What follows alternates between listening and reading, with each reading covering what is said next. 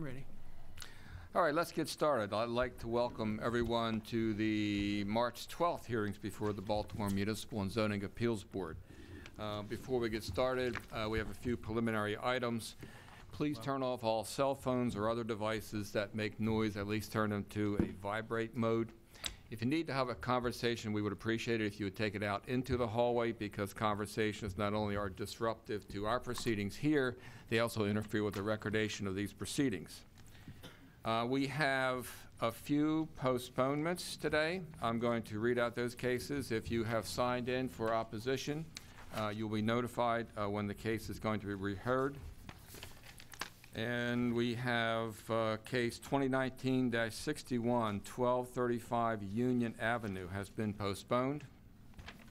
If anyone is here for that, we'll give you notice. And I believe that is the only postponement we have today. We're going to call the cases generally as they appear on the docket. When we call your case, the appellant will stand to my left. Anyone in opposition will stand to my right.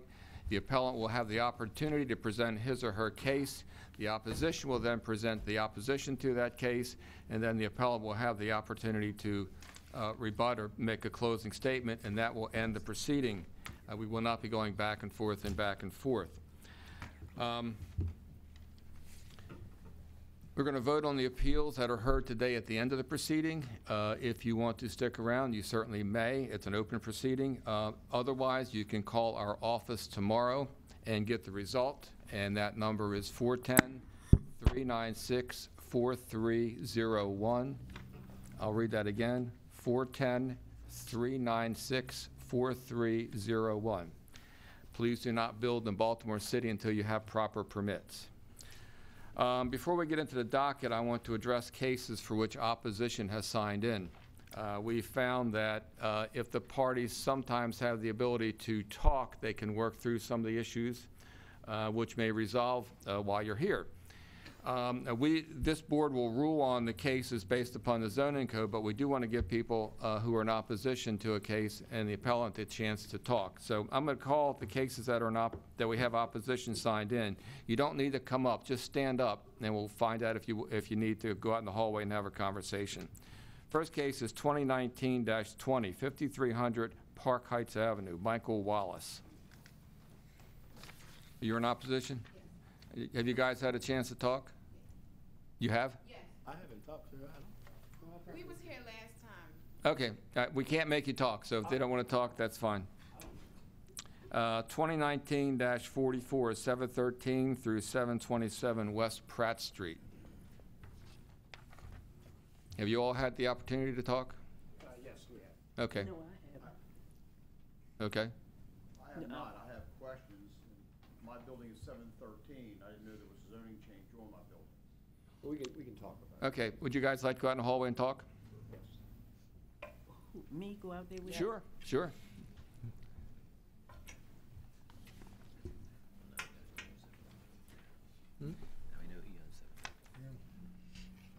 And I believe that's all the cases for which we have opposition signed in. So let's start on our docket.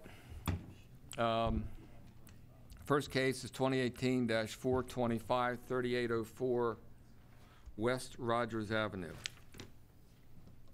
Property owners. Consents. Okay, so let me know when he gets in. Oh, I'm sorry. Yeah, we're gonna do consents now. I apologize for that. Next on our docket are cases for which we have sufficient information to approve appeal after review of the cases. These are on our consent docket, so I will call a number of cases. Please line up to my left in the order that I call your cases. First case on the consent docket is 2019-37, 901 Gorsuch Avenue. Next, we have 2019-43, 1814 Jackson Street.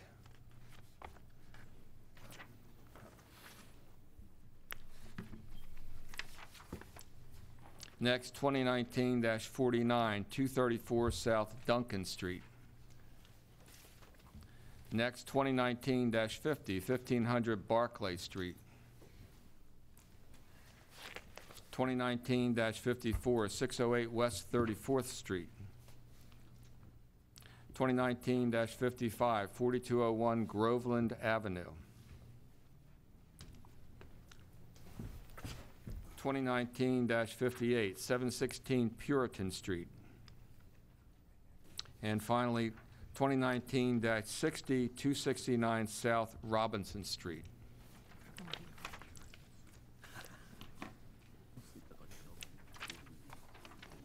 Okay, let's get everyone who's going to provide testimony sworn in. Raise your right hands, please.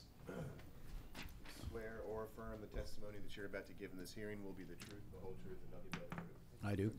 Okay, first case, 2019-37, 901 Gorsuch Avenue. Would you state your name for the record, please? Al Arnold. And Mr. Arnold, we have this to use premises as offices, is that correct? Yes, he is. And do we have any staff reports? Yes, thank you. Martin French for the Baltimore City Planning Department. Planning Department has reviewed this application and is recommending approval. Okay. I have something I'd like to say. Councilman, please, if you would identify yourself and then. Mary Pat Clark, Baltimore City Council, 14th District, and this establishment is within my district. What I would like to say, as I am supportive of this plan, and actually we discussed it before the new zoning code was adopted. So now, with neighborhood commercial establishment, the owner of the building is able to go forward for an office in which he will conduct his work. All I would like to say, as I support this request, is two things. That there be no, within neighborhood commercial, there are a number of uses that are permitted. And so I would ask that eventually, if he sells the building and somebody wants to change the use within neighborhood commercial, that be posted so the public knows and that the zoning board would review that transfer so that it's publicly known in what is a very tight-knit community. And frankly, we have, on the other end of this block of Gorsuch, we do have a carryout that does seem to attract some minor drug dealing, wannabe kind of stuff, and we're very concerned about, I'm very concerned about this commercial use not turning into like a carryout or something, so that I feel as if people are advised in advance, then they'll know whether to come out for a hearing and to protest, et cetera. Secondly, I would very much hope that no transfer would ever involve just this end of the block being open to general admission. That's what I have to say, and I hope it goes on a record so that, because I think the owner's going to be there for a long, long time, so I'm not worried about him at all. He's well known. I'm not sure what you mean by general admission. I mean like a carryout. Okay. Okay. All right, so Mr. Arnold, you brought this appeal. Is that acceptable to your client? Yes. Okay. Okay. Anything you'd like to add? Good. Zoning Board, having reviewed your appeal, we have sufficient information to approve your appeal. Thank you. Thank you very much. Okay. 2019-43, 1814 Jackson Street. Good afternoon. Good afternoon. State your name, please. Matthew Knopfel.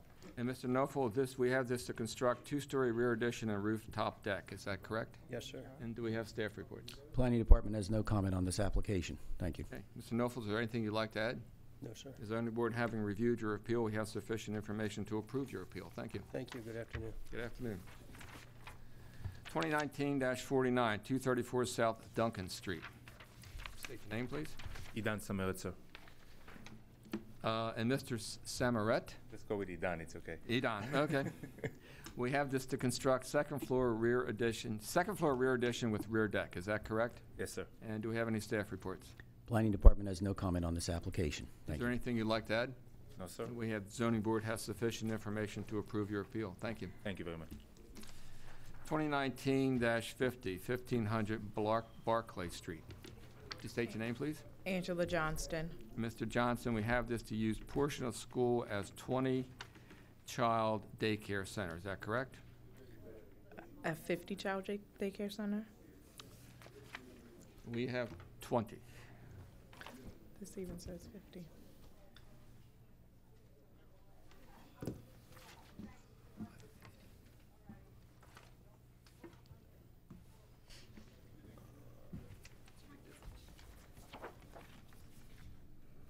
Bear with us for a second.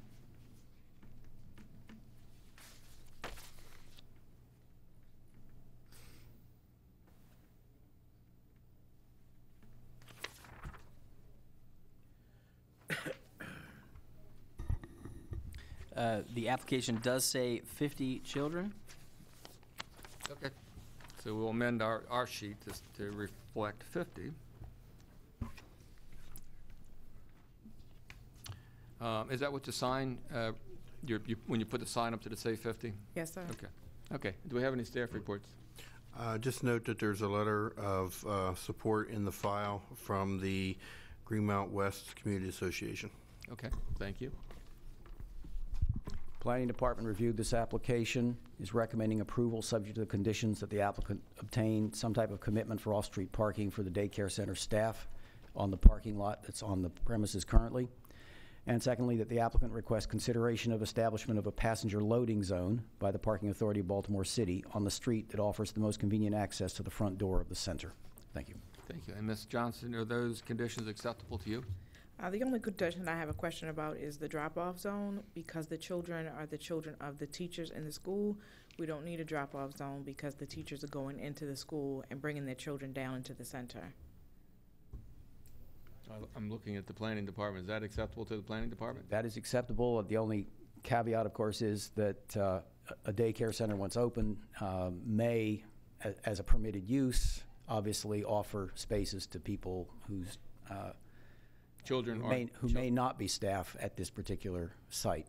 Well, how about we condition this that the children are children of the daycare staff, and if that changes, then you'll have to come back to us. Is that acceptable? That's acceptable. Okay, great. Zoning Board, having reviewed your appeal, we have sufficient information to approve your appeal. Thank you. All right. 2019-54, 608 West 34th Street. State your name, please. Ruth Goddick. And Ms. Goddick, we have this to construct one-story rear addition. Is that correct? That's correct. And do we have staff reports? Planning Department has no comment on this application. Thank you. Ms. Goddick, is there anything you'd like to add? This morning I received a letter of support from the Hamden Community Council. Sure. Would you like us to make that part of the record? Yes, please. Great. Thank you. Zoning Board, having reviewed your appeal, we have sufficient information to approve your appeal. Thank you. Thank you. 2019-55, 4201 Groveland Avenue. State your name, please. Robert White. And Mr. White, we have this to construct community center, correct? Yes, sir. And staff reports, if any.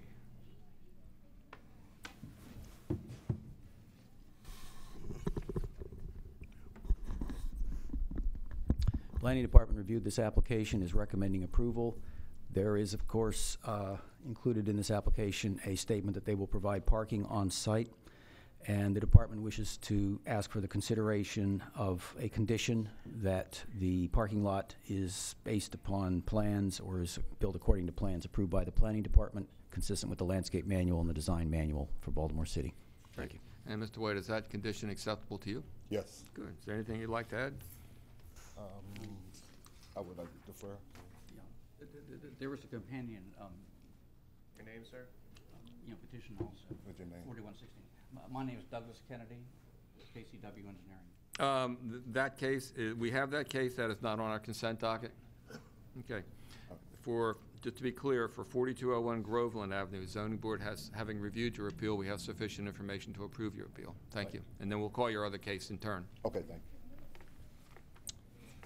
you. 2019-58, 716 Puritan Street. State your name, please.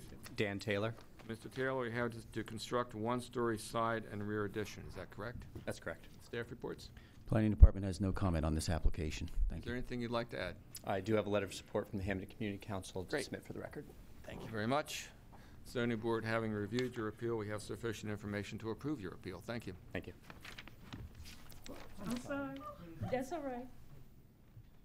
2019-60, 269 South Robinson Street. State your name, please. Ronald White, standing in for Steve Carroll. Okay.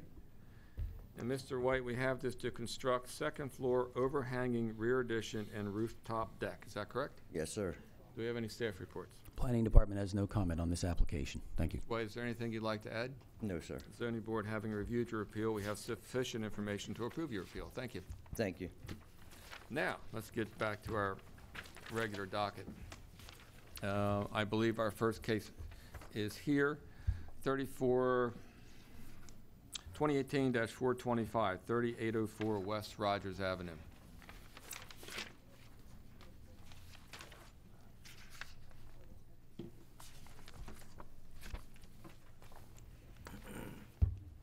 Everyone is going to provide testimony. Let me get you sworn in.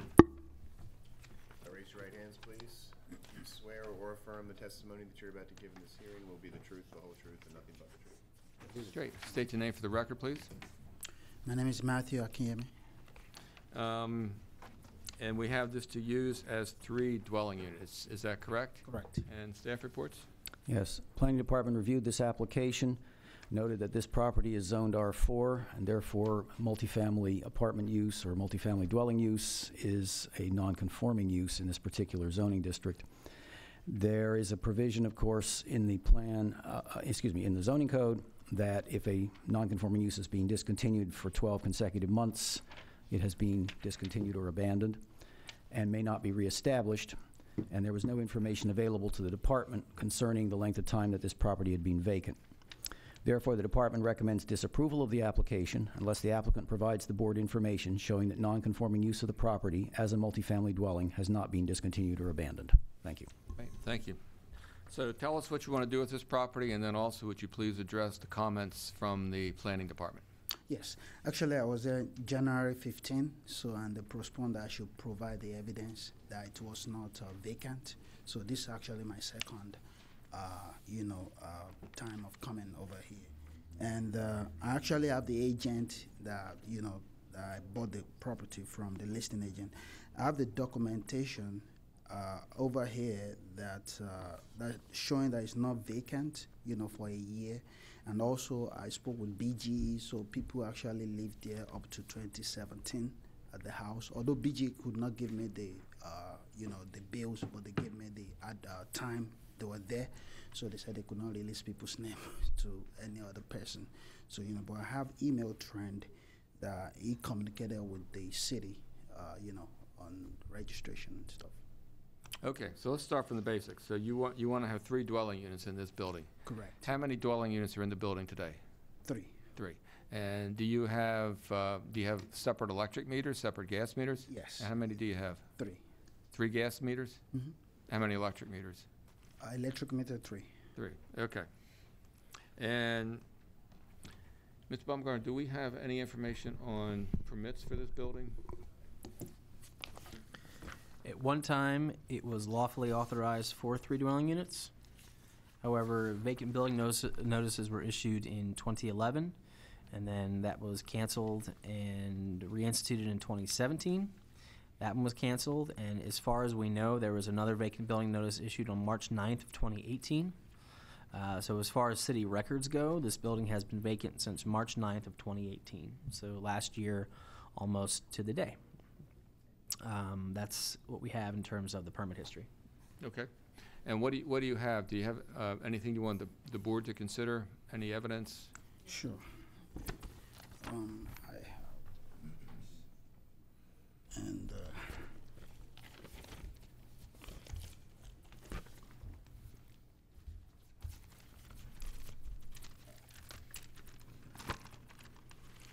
if you know the permit.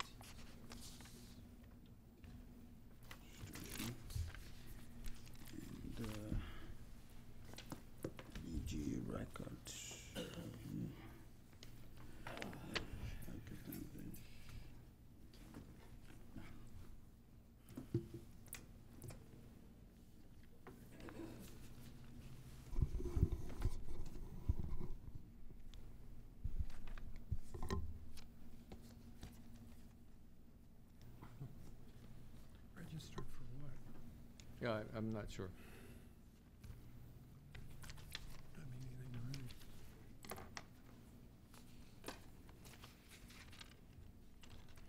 Well, one of these cards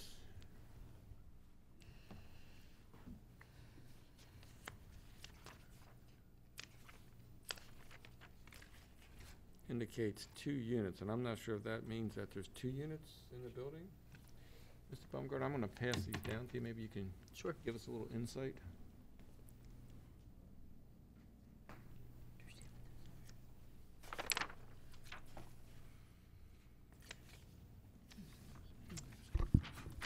I'm not sure what these are either. It reflects a building, looks like it reflects building permits, comm permits in 2018, which I'm assuming were applied for and were issued for specific types of building work. There's a distinction between building permits and use permits. So a building permit is, I'm going to build an addition, I'm going to refit this property, I'm going to do electrical work or a new plumbing work. They don't necessarily get zoning review unless they're automatically sent for zoning review. Yeah, so mechanical work.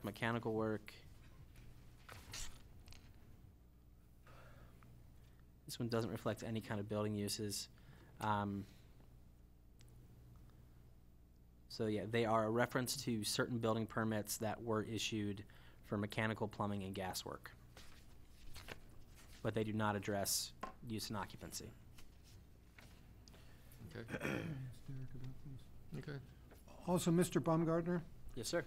he presented a email from Wanda Green, Code Enforcement. FYI, 3804 West Rogers Avenue is currently registered for the 2016 registration year through August 31st, 2017.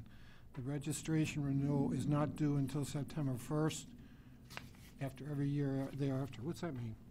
So property registration, all rental or all properties, now all single and two-family rental properties in the city of Baltimore, have to be registered. I guess my point is, in no way does this indicate 3 units. If the extent of that is what you just read, that would be correct. Thank you. And just to clarify for the board and for the applicant, from the city record, there's no doubt that this property at one time had 3 lawful units. The issue becomes, because of the zoning district that it's located in, is that if the property was not used for more than a single-family dwelling, if it was vacant, if it was empty, for more than 12 months, it loses that right to have multiple families in it because it's in a zoning district in which multifamily is not permitted. So if you have evidence about who's living there right now, how long have they been there, is the building currently vacant, it's currently occupied, if you have a lease, if you have a history of leases, if you have a property record, if you have any kind of other evidence to give the board as to what is the actual use of the legal use of the property right now, as well as the last 24 months, 36 months, I think that would go a long way in helping the board understand the property history for this particular property. And also, I'd ask you about electric meters. Typically, when you have a 3-unit building, there are 4 electric meters, because one is what's called a public service meter. Yeah, it's 4, actually. And the gas on Baltimore Gas Electric will give you information on that meter. So you have been here before. Yes.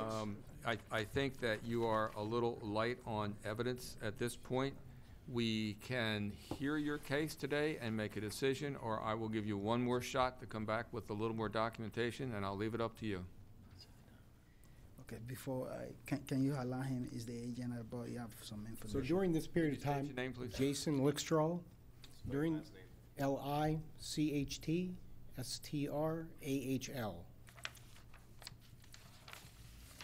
During this period of time that the house was vacant, we, who I represented the bank, which was Nation Star Bank, we had the right to register this property as a multi-use property. And the bank chose not to. They didn't want to pay the extra fee because my understanding is it was cheaper to do it as a single-family property. So being as that, particular past registration issue that we kind of overlooked for whatever buyer. But they kept it occupied as 3 units? We had the right to register it either as the single family, which we did, or vacant, which I can't remember if we chose. I think we kept it as we first. If I'm not, I think we register it may have done it as vacant property. We did have the right to do it as a multifamily. The bank didn't want to pay for that, but the city was going to allow us to do a multifamily registration during the period of time that I was listing the property. So had we sold it sooner, we could have had the time to actually register the property as a multifamily, property. Who was the city? Baltimore City? Yeah, but who? I mean, what agency, what department? We spoke to, I believe it was, hang on. Spoke with, it was a Kimberly Hargrove that was emailed with the DHCD. That was the Property Registration Department back in May of 2017. When did the bank acquire title to the property? I'd have to go back and look at my records. Roughly when? I want to say it was in 2017. And was the property vacant when? Yes. Okay. Yes. And has the property been used at all since that time? No, well, he made Purchased a it. renter in there, but he purchased the property. 2018. Okay.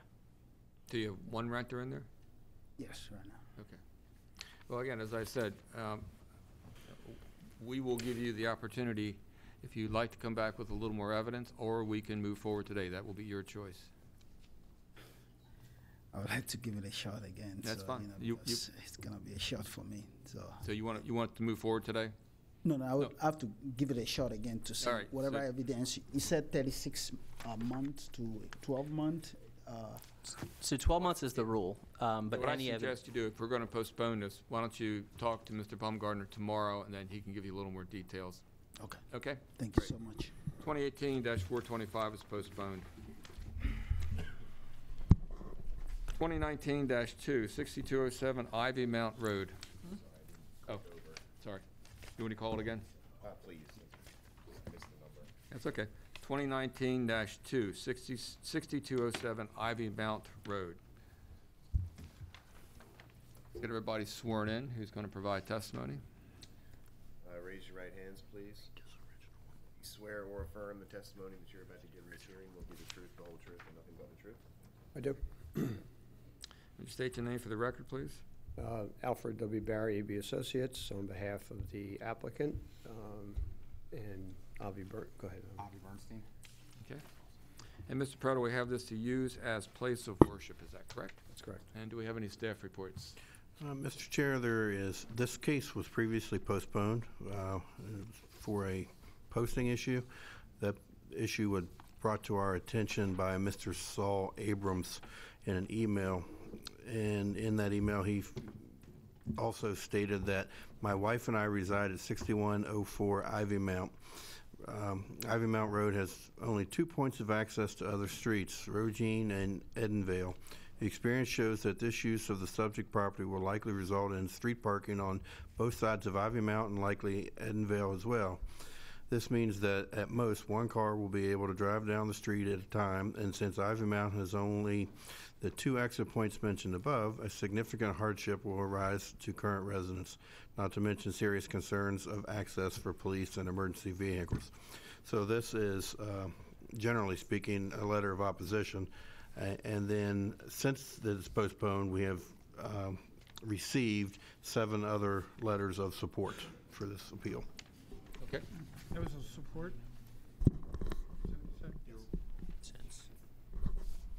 The original letter I read was a letter of opposition, but now there's also additional letters in the file that are letters of support. Thank you.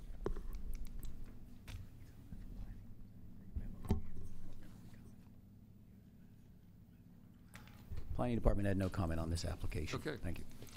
Mr. Barry, tell us about your project. Okay, this is currently a single-family house in design and construction. It has been taken over by a synagogue, which Mr. Bernstein is going to talk more about in a minute. And under the previous zoning code, this use would have been a permitted use. But under the new zoning code, places of worship, religious institutions in the low-density areas of the city require conditional use approval by the zoning board, which is why we're here.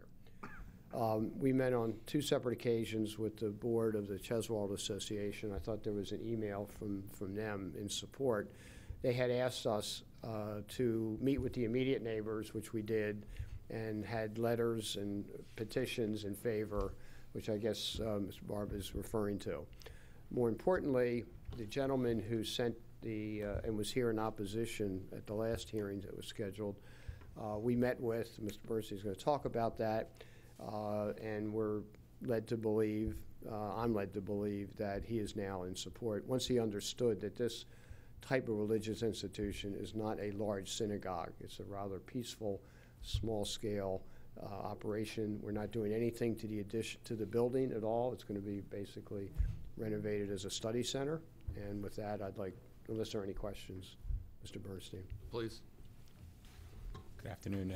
Essentially, this synagogue or place of worship is more used for an evening study hall that we plan on doing. It's not going to be attracting large crowds that have parking all over the place. The property itself has a fairly long and wide driveway, which can accommodate roughly 12 cars as it is, as well as the on-street parking, which wraps around the whole block, which is all part of the grounds and the property. There's ample parking. I did just meet with the person who sent in the opposition email and spoke to him about what we plan on doing, and he was very understanding. I said, okay, if that's the case, I don't have any issue with doing that. Okay. Any questions from the board? No. Oh, sorry. Hi, Shelley Zimmerman. I'm Chief of Staff for Councilman Schleifer, and he wanted to be here but couldn't. He's in full support of the Community Association's position to grant the variance. Okay. So, full Thank support. you. Thank you. Okay, just to sum up, this is conditional use by the board. Board should find that there's no impact on the neighborhood. I would proffer it meets the standards for conditional use, and with the latest removal that one person opposed it once he realized that this is a very small-scale operation. We've told the community and this gentleman that if for some reason at some point in the future they wanted to come in and build and expand the building, they would have to come back to the zoning board for another approval. Okay. Thank you very much. Mr. Chair, just so we can clarify, of the letters of support, one is indeed written on behalf of the Cheswold Improvement Association. The others were for individuals with addresses on Ivy Mount Road. Okay, thank you. Thank you. All right, next case is 2019-20, 5300 Park Heights Avenue.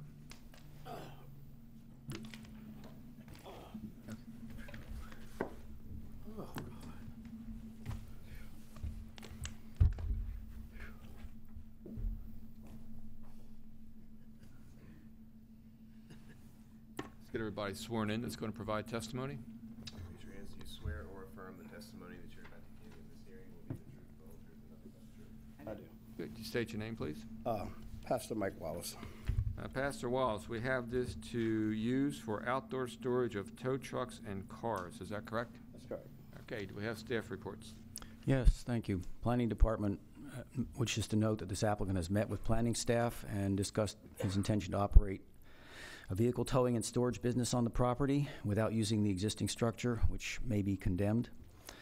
This property is in the Park Heights Urban Renewal Area, which does not prohibit or restrict this proposed use.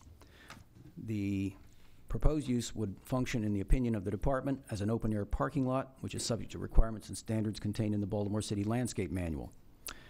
The department therefore recommends approval of the application be subject to the condition that the property is provided with landscaping as specified in the Baltimore City Landscape Manual prior to use of the property for outdoor storage of cars or other vehicles. Thank you. And Pastor Wallace, if we were to approve this, are those conditions acceptable to you? Yes, sir. All right, so tell us about what you want to do here. Just what he said, I'm just doing tow cars, fixing small minor repairs, and storing some cars. Most of the cars are not stored no more than a couple days. Sometimes we take a car for a customer, the car's not ready yet, we have to bring it back, so it's usually gone in a couple days. So. And what's your primary business on this site? Is it repair or is? Well, it's going to be repair, like small stuff like tie rods, batteries. You gotta, most of those jobs it's like right plentiful. It's like it's like roadside batteries, jump starts. you believe it or not, people think it's motors, but batteries, changing batteries, what you call it, tie rod ends, just small jobs. They in and out, oil changes, that sort of stuff. Transmission flushes, and then towing. We do towing back and forth. So it'd be towing, auto mechanic, that nature. How many cars do you anticipate being parked on the lot at any given point in time?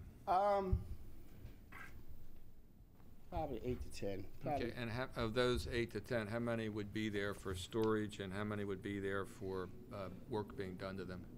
Well, probably 5 or 6 for work. Usually we don't do a lot of storage. It's like if someone calls us for a tow, like I said, instead they call us at 3 o'clock, we got to get to the place at 4. We don't get there. Of course, we have to secure the car to the next day. So it's gone on the next day. Yes. All right, any questions? Let's hear from your opposition. Hi, I'm Danita Maryland. I'm the owner-operator of ABC Child Development Center. We're open from 6:30 a.m. to 12 o'clock midnight, and we serve our parents from 7 days a week. I have not seen this mechanic shop. I've been there 5 years. I have not seen them work on any cars. What I have observed is his tow trucks coming through my parking lot, flying all types of times in the day. I've made several phone calls to his business, asked for the owner, and 2 times I received the lady, and she said she would talk to the drivers and tell them to stop pulling those tow trucks on my property and flying through my parking lot. What happens is we're at the corner of Park Heights and Haywood, so when the light is red, people try to cut through our parking lot to come around and beat the light and go down Haywood. His trucks come in, and they go straight into his lot from my parking lot. Sometimes they back in, and then they go back in there. There's no room over there for these tow trucks. I've seen more than about 5 over there at one time. When I called the first 2 times and spoke to the lady, she said she would talk to the drivers and have them stop coming on our private property. The last time I called, I called over and I said, hey, this is 3 o'clock in the afternoon. Our kids walked to our playground, which is on our property, and your tow trucks just flew through my parking lot. He said, I don't know who it was. They said they was the owner. He said, well, did we hit any kids yet? And I'm like, this is it. And I called 311 to make a report. I did take pictures of his tow trucks on the property. We have parents that catch the bus in front of his facility, and the tow trucks are sitting right there on the sidewalk. The parents can't get their strollers or anything over there. Can we see your pictures? Sure. Okay. So what's your biggest complaint? That I've asked nicely if they stop pulling their tow trucks on our parking lot. When the parents are picking up their kids, their children, during pickup and drop off, you have a tow truck flying through, and my parents are scared that their kids are going to get hit. Can I say something? Please speak into the microphone. He's specific. Hold on a second. Okay. I'm going to let your opposition finish. Okay. I wasn't. Yeah, no, I just was trying to figure out so the biggest concern is safety. Yeah. And speed. Yeah. Okay. I mean, you have I don't know how big, 5,000 tons, and our kids are 6 weeks to 12 years. So we have 2-year-olds that sometimes might, run a little bit or something, but, I don't think they should be having those tow trucks come through my parking lot. It's dangerous for the kids. Just explain to me this. Are you leasing the parking lot? Like, is it in your possession, or is there an easement to get to his property? Nope, it's our parking lot with our shopping center. We are a shopping center. Okay. And you're shopping. You encompass the entire shopping center? I own 3 parts of the building, so a majority, yes, I'm in that building. Okay. And the parking lot is deeded to you? It's for our property. Okay. It's just for our property. Okay. Have you ever? Okay. Here are the. I'm sorry, were you finished? No, I'm finished. Okay. Is there anything else you'd like to add? No. Okay. Hold on one second. Well, I have a question. If the tow trucks weren't coming through your property and they came through the area slowly, would that resolve the problem? Yeah. You just specifically asked us that we have anything to talk about, because if she'd have said that my tow trucks, the first time I ever seen this lady was the last time we was here. If you'd have told me that one of my guys drove a tow truck by some kids, I'd have simply said, do you know what truck it was? Talk to the driver. We'd have been done. You just asked us, do we want to go in the hallway? If you had an issue with a truck driver, if we both business owners, just go in the hallway. Hey, your driver drove to my, what color was the truck? Okay, I'll take care of it. I don't understand why we're here. How many times, ma'am, did you report the problem to the company that there was an issue? 3 times. Okay, and do you know who you spoke to on the times? It was, I believe it was his dispatch lady. There's only one lady that I've seen over there. Okay, so you spoke to the same woman each time? Twice, and then the third time I asked for the owner. The gentleman said he was the owner. I told him, it's 3 o'clock. Our kids are ready to go to the playground. Your tow truck just came flying through our parking lot. Oh, well, did they hit anybody yet? And I figured that was done. That was enough for me. Can I say I did something? make, Okay. I did, as a business owner, I did reach out over there to that business 2-3 times. Okay, so let's get a little order back here. So we're going to finish up. Ma'am, are you finished? Okay, so we're going to finish up with you. I've been a pastor for almost 20-something years. Been in the Park Heights area almost 47 years. If there's an issue with my business and she'd have notified me, it would have been resolved. I have 3 dispatchers. I have no idea who she talked to. What owner will say, if you hit a kid, hit a kid? I don't even believe that's been said because I don't even have anybody that works for me with that kind, who would say that? Who would say, if you hit a kid, okay. hit a kid? We're not going to get into the proverbial he said, she said. You have heard her concerns, and I would strongly suggest to you that you may want to have a conversation with your drivers, whether they did or not to do it. So regardless of what action we take here today. Is there any questions from the board? Great. Thank you all very much. Thank you.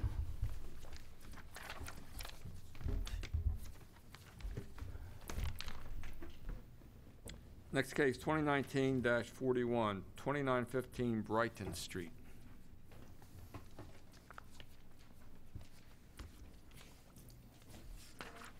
Good afternoon.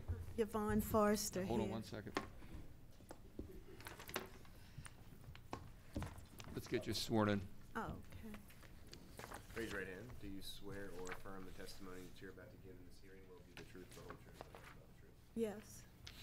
And again, state your name, please. Again, I'm sorry. Yvonne Forrester. And Ms. Forrester, we have this to use as 2 dwelling units. Is that correct? Correct. And do we have staff reports? Planning Department has no comment on this application. Thank you. Okay. Ms. Forrester, tell us about what you want to do here. Simply just use it as the 2 units. It's already established, and I would just like to have 2 units there. Okay. Is the property currently occupied as 2 units? Yes. And how long has it been occupied as 2 units? Well, I have people that's not really in there but standing by. I was waiting on approval for the board. Okay, why don't you tell us about what's the status of the property today as is?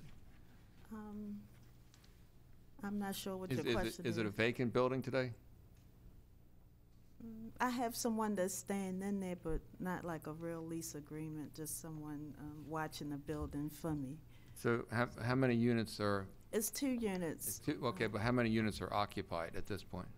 Right now, 1. 1, okay. And how long has 1 unit been occupied? Maybe for like 6 months. Okay, and before that, was it vacant? Was the building vacant? Pretty much, yes. Okay. How long have you owned the building?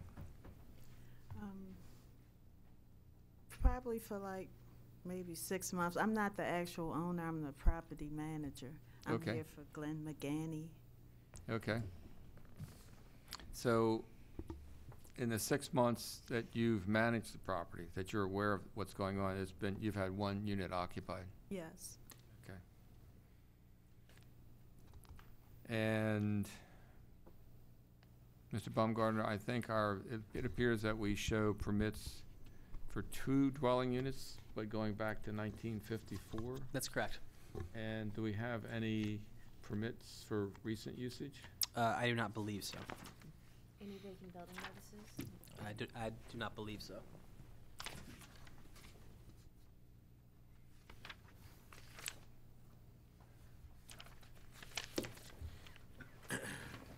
While he's looking it up, does the building have separate utility meters? Yes. Okay, how many meters? As far as I know, possibly 3. 3? Okay. I don't know if you have a copy, but I do have the floor plan. Yeah, we have a copy of that. Thank you.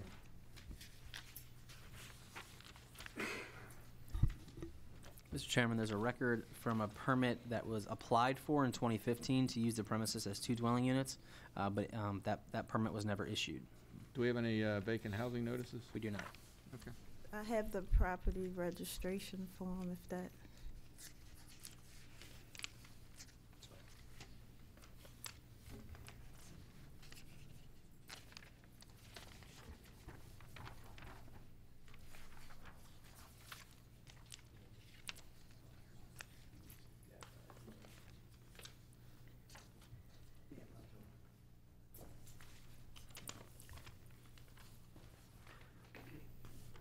And for the benefit of the board, this property is located in an R6 zoning district, which does allow multiple family dwellings by right.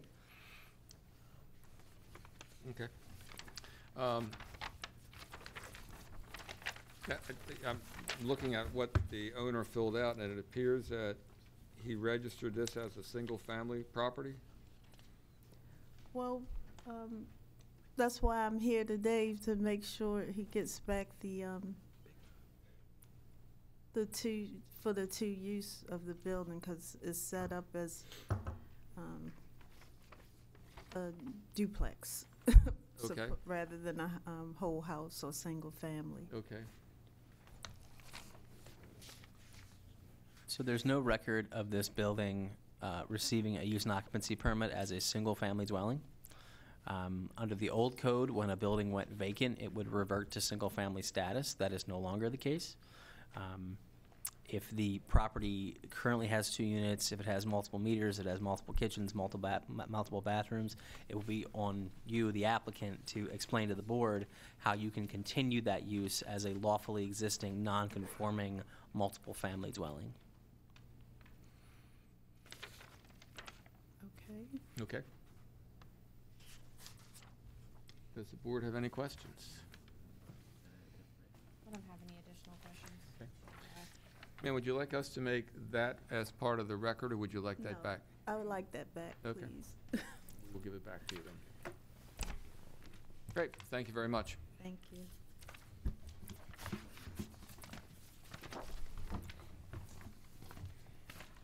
Next case, 2019-44, 713 West Pratt, 715 West Pratt, 719 West Pratt, 723 West Pratt, and 727 West Pratt.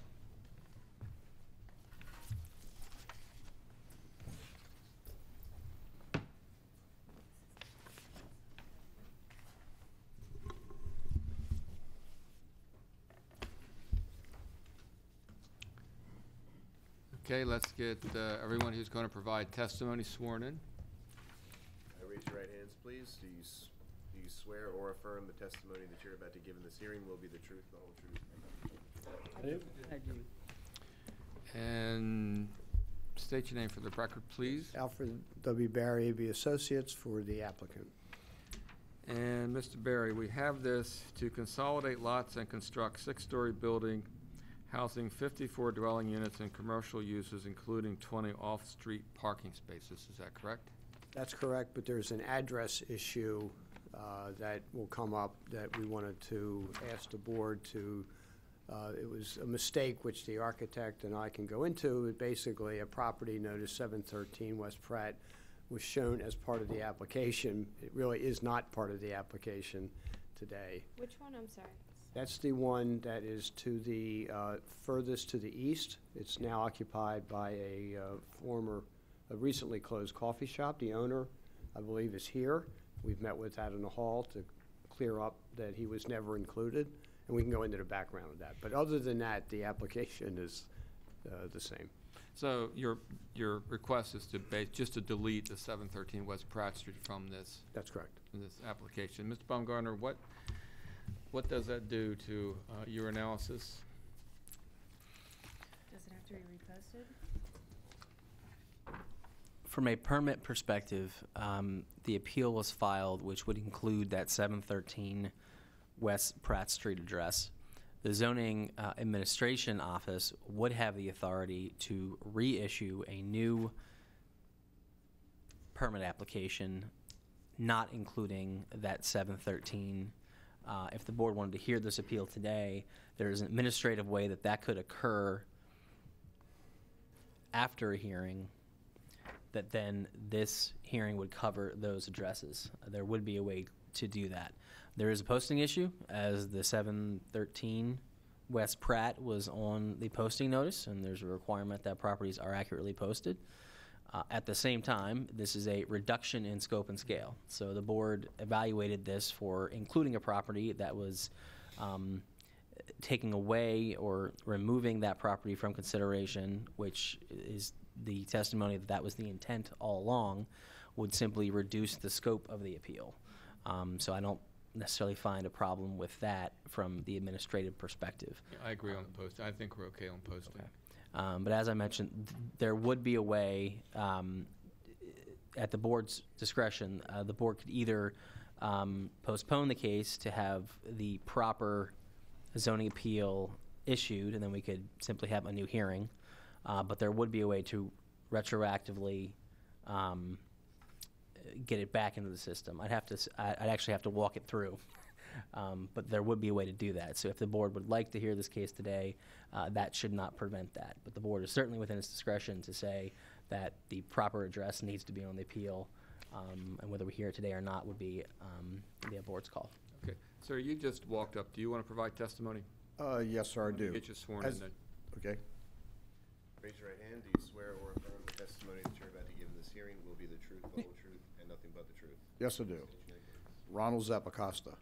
Okay, so are you in opposition to this?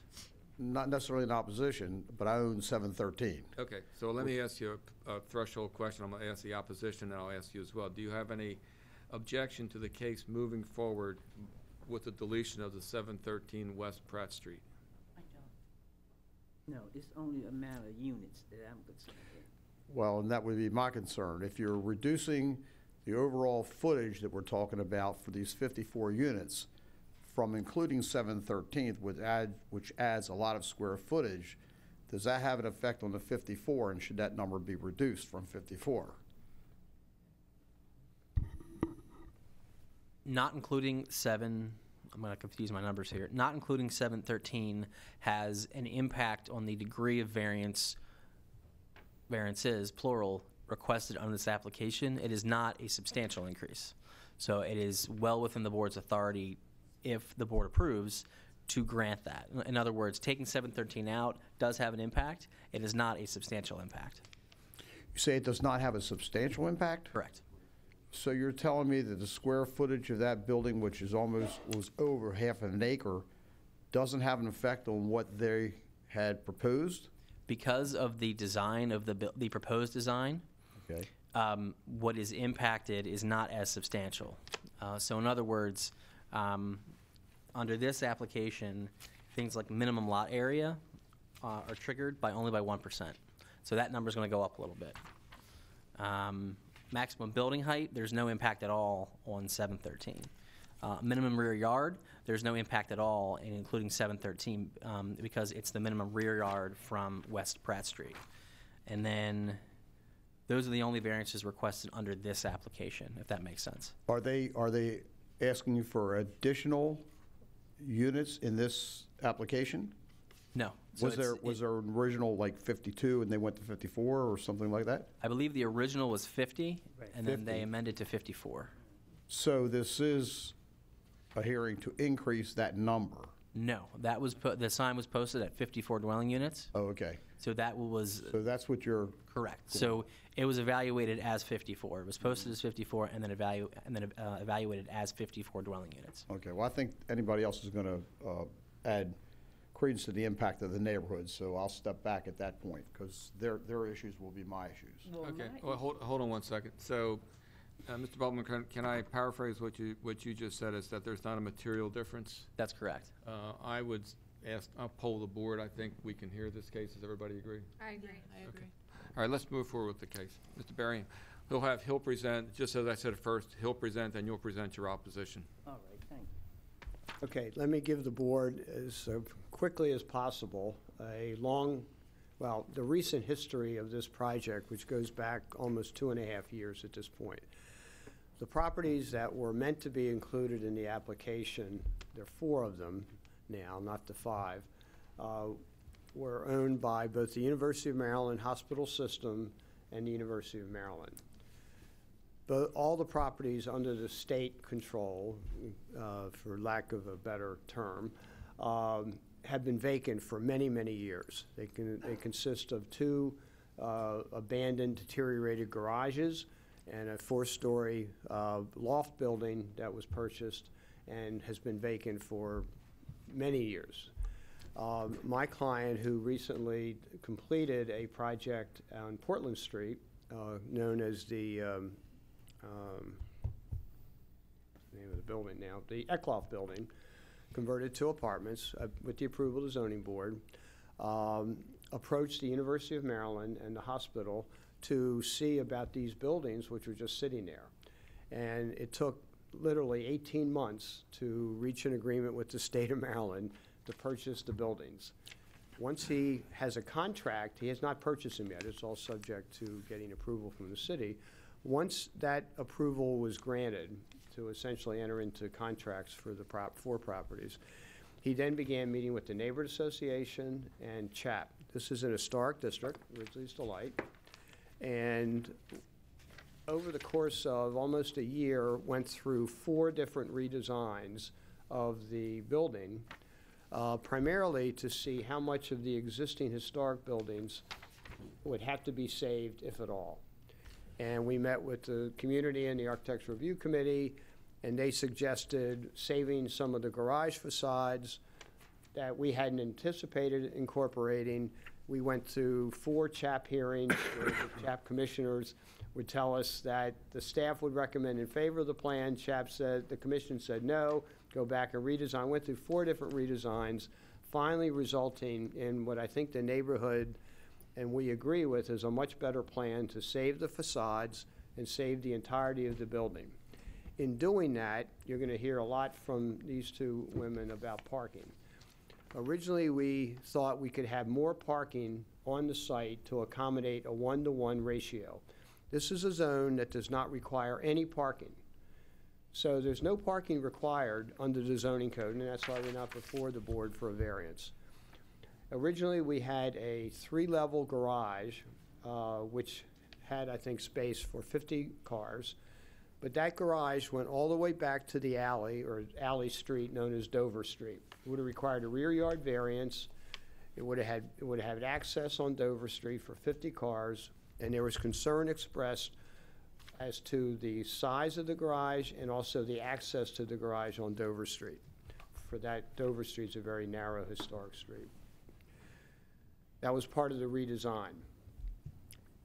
When we then decided to, at the neighborhood's request and CHAP's request, to save the entirety of the 4-story building, we then lost the ability to do a garage. We lost the ability to do any more than 20 parking spaces on site.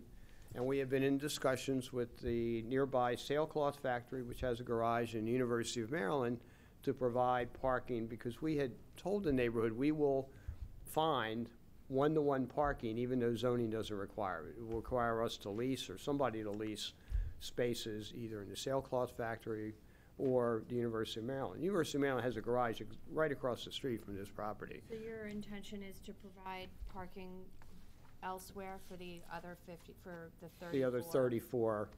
Okay. We provide access to them. I mean, we believe, given that Mr.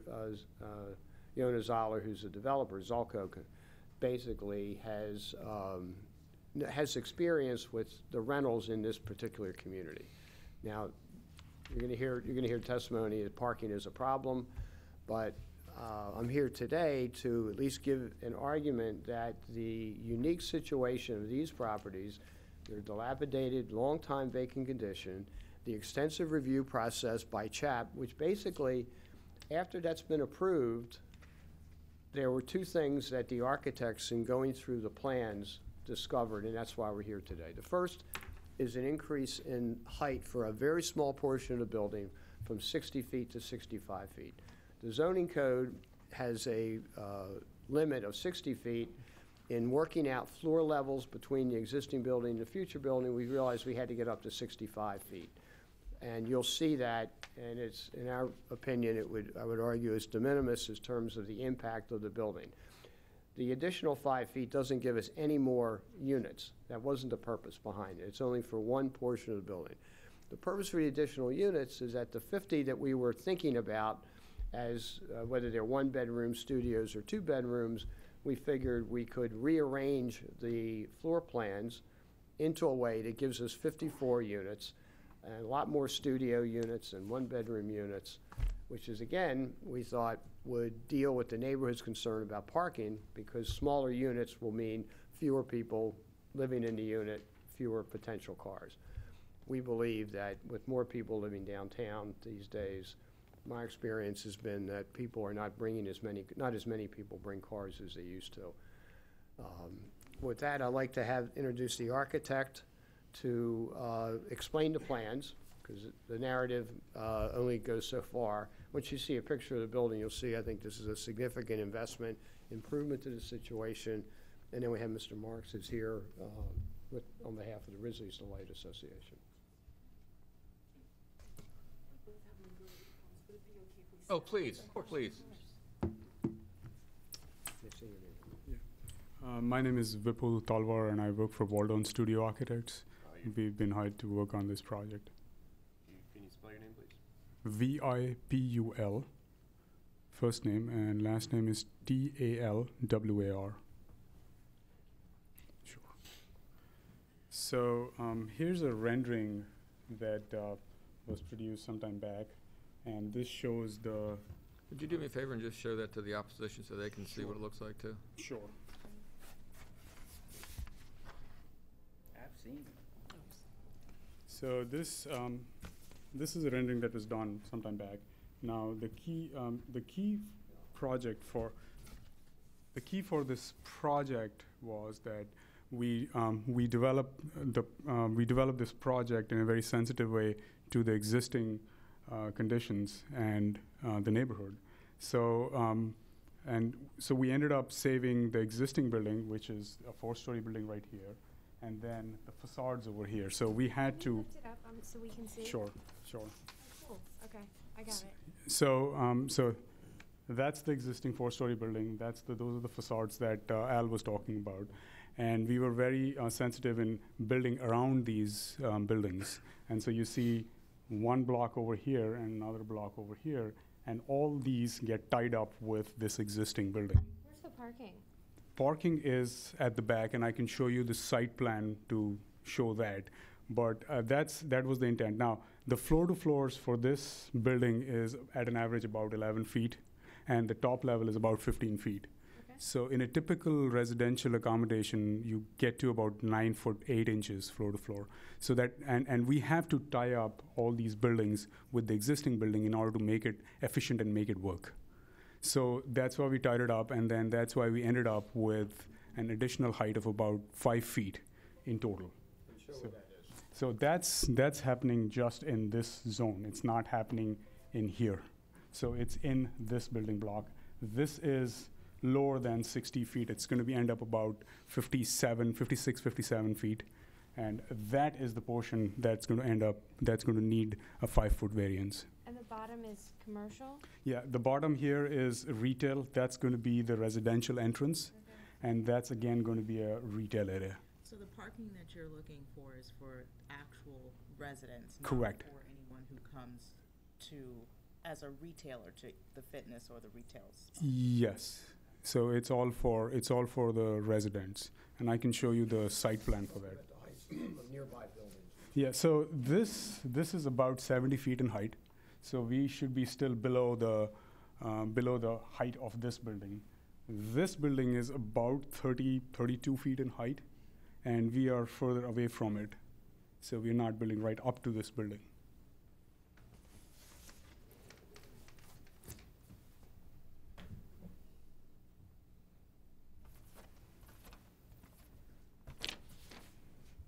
So this is the site. The opposition, just so they have a chance to see it.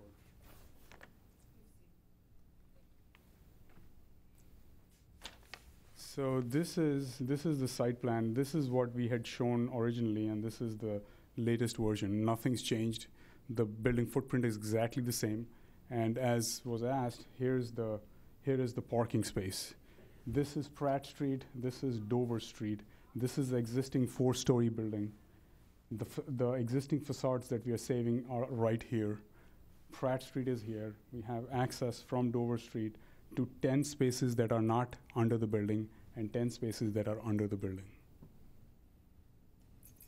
So And we're setting the back of the building substantially, almost Right. 50 feet away from the rear of the properties on Dover Street. Property line, much less the houses. Right, right. Across the street. Mm-hmm. Yep. Are they assigned spots for the residents?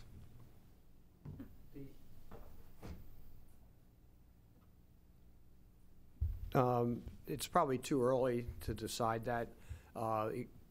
People that will come in and have cars that want to rent that space because it's right in the building, as opposed to a space at the University of Maryland that they already may have leased because they're a professor or somebody there. It's not going to be anybody can come in because it's too small a lot for that. It'll have to be managed in some way. So this is, let me just show it. So this is a typical level plan, and again, the floor area has not changed. What we've done is we've moved the interior partitions around to get the adjusted unit count. So we had 12 units per level. Now we have 13 units per level, and we have 8 additional studio units.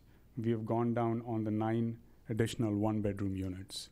So, and we've reduced the size of the area of the 2-bedroom units has gone down just because of the market that we are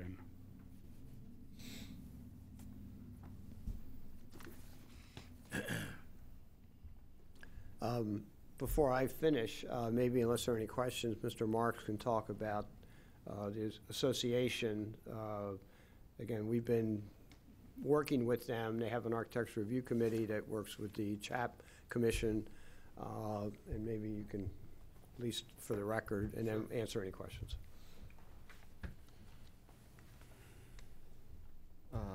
Thank you for having us today. We would have submitted this in writing in advance, but because of the discrepancies with the addressing, we are submitting it today. Okay, has the opposition seen this? Yes. Okay. I would like to see, I just glanced at it, I didn't really like to see it. What's your name, sir? My name is Benjamin Marks, and I am the president of the Ridgely's Delight Association. Upon all conditions below being met, and only upon these conditions and understandings, Ridgely's Delight Association is writing a qualified letter of support for the variance requested by the applicant, Zalco, to allow a conditional use that would increase the property height from 60 feet to 65 feet on the eastern edge, and to allow the density increase from 50 to 54 units, 1 over the permitted as of right 53 units. We wish to distinguish 713 West Pratt, the former home of Peace and a Cup of Joe, as excluded from our support for the variance request, despite being included in the original consolidation of the addresses 713 to 727 West Pratt, and on the drawings previously submitted to our community, our committees. Our reasonable approval of this variance enables support for the Zalco requested floor alignments, and such support is conditioned upon Yona Zoller's written promise of March 8th to continue his negotiations for overflow parking, currently 30 spaces, but if approved, 34 spaces, to maintain a 1-to-1 relationship of residences to parking spaces. One of the most overarching concerns of Ridgely's Delight and our neighbors is that the historic charm of our low-rise community, built of historic brick and wood, will be diminished by the future allowance of additional modern buildings on the border edge of our community. Therefore, our neighborhood support for this variance request today should carry no precedential value over any future development plans, stated or unstated. We would oppose any attempts to consolidate or demolish the low-rise 713 West Pratt Street address of Peace and a Cup of Joe, a historic building of Ridgely's Delight. And 713, you realize is out of this equation. Out of this.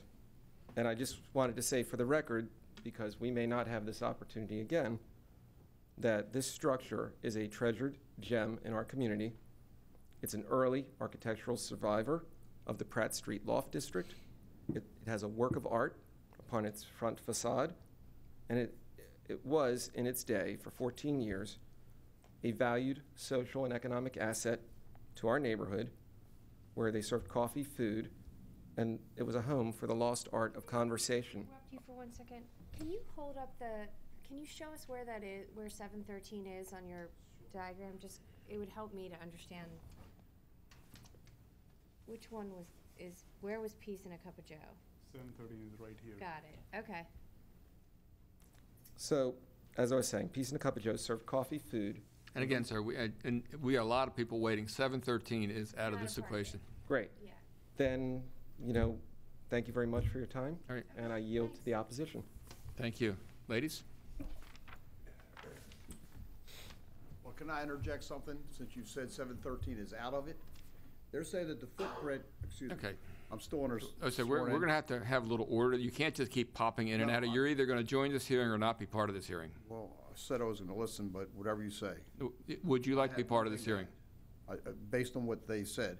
They said the footprint is not going to change to the building. There's a 3 or 4 foot apron on the back of their building. Okay, is that going to be included in the building? Does that increase the footprint or not? No, you're talking to us, not them. Okay, that's the question. Dover Street at this time, I think, is only maybe 9 feet wide, and it's a cobblestone street. It's not very big, and you're talking about putting extra traffic up Dover Street to park. And in addition, if you extend that building out on that apron, then you're going to cut off my entrance to get into my building. So it does have an effect. Okay. Ma'am? The problem Could you, number one, talk into the mic, and then state your name. My name is Rosalie Barrett. I've been in this neighborhood over 80 years. I've seen a lot of changes. This building is good to go up at 50 units, not 54 units. He was approved for 50 units, that's fine, but 54 not. That's 4 to 6 cars extra gonna park somewhere in my spot or my neighbor's spot. We old, we have to get out and go to the hospital. We need parking, and we don't need these young people taking out parking space, because he don't have no place to put these cars. He's renting units, and those people gonna have to park the best way they can. And I think this should stay just what he was approved of. 50 units is good. 54 units is no good. That's bad, because you got the rest of the block. You got 4 more buildings up to Martin Luther King. They're going to be sold, and the builder will come in and buy them. And he's expecting to do just what this one do. If this one can get away with 50 and add 54, the next one, when we know we have a skyscraper, it'd be New York there. So I appreciate it if you would take my concern into consideration. Leave it at 50 units. I would be happy, because even those other 4 to 6 cars parking is going to make problems for other people in the neighborhood. He has no parking program. He don't have nothing in writing where these cars are going. The building he put on Portland Street, those young kids are parking everywhere, in the alley, everywhere, or anywhere they can park overnight to get up to go to school the next morning. The Egloff building. He don't have no written place where they're supposed to go. They're supposed to go downtown to a parking garage. They don't go there. They too lazy. They're going to go right in the house and leave the car parked Devil Park. I've seen them do that too. That's not right. At least give the seniors some consideration. I appreciate it if you do. Thank you for your comments. Thank you.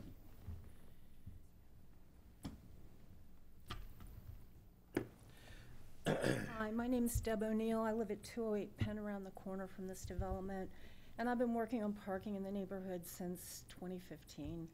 I know parking is usually off the table, but my understanding of what the rules are is to try and address density issues. And this is going to be a major density issue for us. We only have about 500 units in the neighborhood already. We are an island surrounded on one side by MLK, by Green Street on the other, Pratt Street on the north, and then we run right into the entrance ramp, exit ramp off of 395. So there is nowhere to park that's really safe and close if you can't park in the neighborhood. A little bit of information about what is already going on in the neighborhood. We're a residential parking area.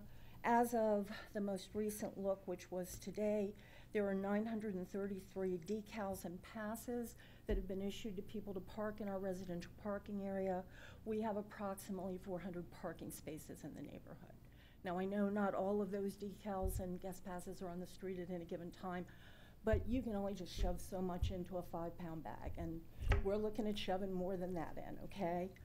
As far as the plan to park at the sailcloth factory, a year ago, my neighborhood board, a different board, said they could only support this if they could show proof that they had a one-for-one parking plan.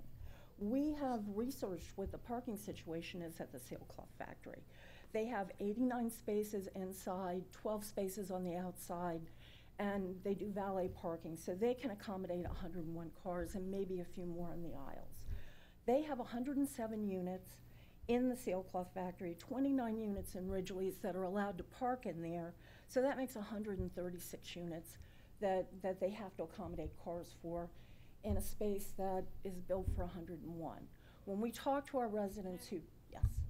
You're telling me that the sailcloth factory has 130 units and only 101 parking spots? They have 107 units in the sailcloth factory, but they have 3 additional apartments in Ridgely's that total 29 apartments in the Ridgely's area also. The residents... Total unit number? 136, counting the ones in Ridgely's, and 101 total spaces. We asked a year ago for them to be able to prove that they could accommodate one-for-one parking. For me, it's not good enough to say that they're going to promise to continue negotiating. Of course they're going to do that. We understand that you guys normally would require some kind of hard proof that they're going to be able to find that parking. And all we're asking is that that be asked of them. They're also talking about parking in the University of Maryland garage. I'm not sure why they're doing that, since they told us they have a commitment for parking in the sailcloth factory. But what we also know about that parking is that that garage is not open in the evenings. It's not open on weekends. It's full during the day. So we're not very optimistic that they're going to be able to work things out there. So you can't even get in and out with a pass? After certain hours. Interesting. And it's full, so we just don't know where the people are going to go. Friends of mine who work at the university have said they had to wait 9 months to get into that garage. So, at any rate, so we're asking, if you're going to do this, at least make sure they can live up to the promise they've made to the community and show us that they have proof they can park those cars, because we don't have room in the neighborhood. And it's not just the units, they're all going to have visitors too.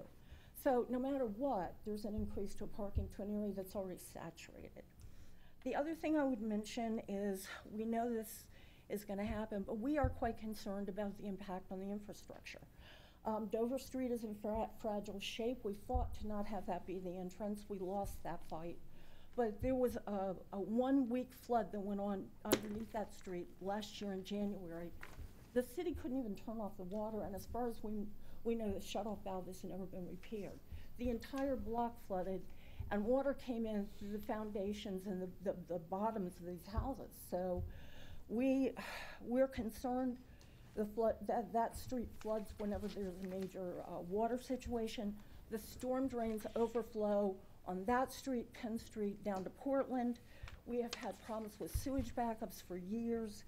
And as I said, the density increase in our neighborhood from these units is approximately 10%. So it's a lot, and we're looking at 3 other buildings that are ripe for development right along that corridor.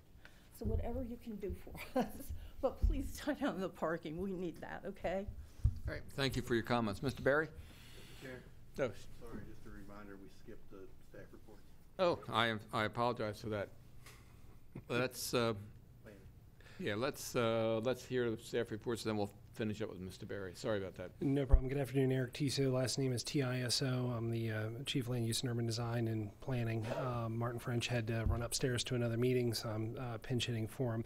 I only wanted to note that this property is within a local historic district, and we recommend that if approval is granted, that it be subject to the condition that all improvements and landscaping are completed in accordance with plans approved by the Commission for Historical and Architectural Preservation, or CHAP, and the Department of Planning. Okay, and Mr. Berry, if we were to approve this, are those conditions acceptable to your client? they are. Okay. Mr. Chairman, Mr. Berry, I'm sorry, just very quickly, just as a reminder to the board, this property is in a C1 district. I'm sure Mr. Berry will get into that in terms of parking for the benefit of the folks in the audience. The City Council, for better or for worse, had determined that parking is not required in a C1 district. So that's kind of what the code is, and the board simply applies the code that is written and approved by the City Council and the Mayor of Baltimore. Doing a very, very quick, rough calculation, taking away 713 West Pratt Street would give us a lot area of approximately 13,614 square feet, which would give 45 dwelling units by right. So we're going from a position where my calculations had 56 dwelling units by right, including 713. So we're looking at a lot area, again, of 13,614 square feet, allowing 45 dwelling units by right. The applicant is requesting an additional 9 units. Again, this is with the caveat that it's with math on my phone right here. So with that. Okay. Mr. Berry. Okay, so I'll address that shortly, but as was stated, this is not a parking issue per se before the board. There are two things before the board. One is the increase in height for a small portion of the building, set back substantially both from Pratt Street as well as Dover Street, from 60 feet to 65 feet. I would argue that the unique nature of this property and the long time vacancy of it and the minimal of any impact on the surrounding neighborhood has been looked at certainly by CHAP in terms of the historic approval. They had a very rigorous, as I said, approval process for this. And so that's that in terms of the height. The height did not add anything to the number of units. The building size and footprint has remained the same since the CHAP approval. We really reconfigured the units, and my calculation showed a 15% variance, certainly a small increase. And if we were not to have that granted to us, what will happen is that more of the one-bedrooms will become 2- and 3-bedroom units. So there'll be larger units and maybe more people in them than what you have today. The last thing I would answer in terms of parking is to keep in mind, it was mentioned by Ms. O'Neill, is that this is Ridgely's Delight is a residential permit parking district. This is a new building within the district that is not eligible to have any of their tenants apply for residential permit parking stickers. So that anybody who has a car that wants to park in this area will not have permit parking and be allowed to park on the streets other than as a visitor might for 1 or 2 hours, depending on it. That is going to self-select people that will either not have cars or will have access to other garages within the area, or will, as we will hopefully work out with the sailcloth factory, the additional parking, which, as Ms. O'Neill also pointed out, would have to be valet parking, because basically they cram more cars into their garage, and we would make arrangements, and the tenants would make arrangements if they even have the cars. We think that the board's approval today would allow this project to go forward. I think you've heard it's been a long community involvement. We're sorry about the address misunderstanding, but we would hope the board would support it today, and I think it would meet the variance standards as a unique property. Certainly the height matches other properties both on Pratt Street as well as across the street that the university and the hospital have, and the increased number of units will not increase, in our opinion, the parking at all, and it will basically provide fewer smaller units, which the community, I think, recognized early on they'd rather have than larger units that tend to have many more people living in them. Thank you. Any questions from the board? No. Great. Man, our procedure was when I first announced it, the appellant goes, the opposition goes, and the appellant goes, and that ends our proceeding. Okay. Thank you very much. Next case, 2019-45, 2877 to 2881 West Lafayette Avenue.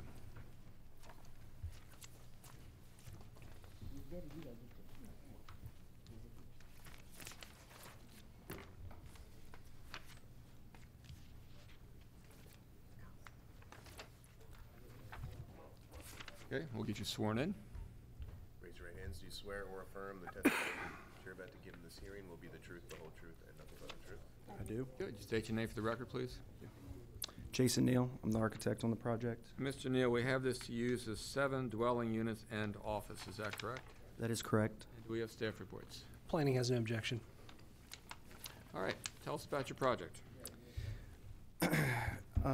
We have a consolidated, unique site in a dilapidated and distressed neighborhood. This particular project has been vacant for going on about 10 to 15 years. It's been multiple uses along that time. It has been multi-dwelling at one point. It also has commercial in it, as stated, with the head of pharmacy and a church in it at one time. Since then, the lack of vacancy has turned the building into a dilapidated building, and portions of which are starting to show their age.